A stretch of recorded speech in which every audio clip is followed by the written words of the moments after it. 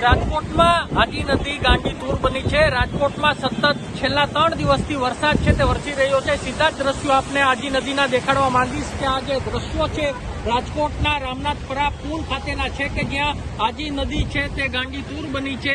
આપને આ દ્રશ્યો દેખાડવા માંગીશ। જો રાજકોટની વાત કરવામાં આવે તો રાજકોટમાં રાત્રે 12 થી સવારના 8 વાગ્યા સુધીમાં 7.5 ઇંચ જેટલો વરસાદ છે તે પડી ચૂક્યો છે। તો અત્યાર સુધીમાં બીજો જે 4 થી 5 ઇંચ જેટલો વરસાદ છે તે પડી ચૂક્યો છે।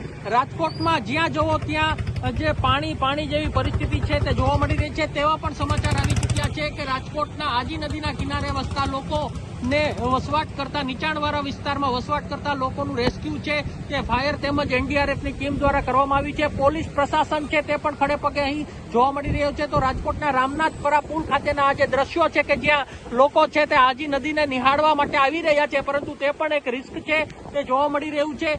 રાજકોટમાં દર વર્ષે આજી નદી છે તે રામનાથ મહાદેવના જળાભિષેક કરીને આગળ વધતી હોય છે, ત્યારે આ સીધા જ રામનાથ મહાદેવ મંદિર છે તે સામાકાંઠે દેખાય છે। તેને જળાભિષેક કરીને આજી નદી છે તે આગળ વધી રહી છે।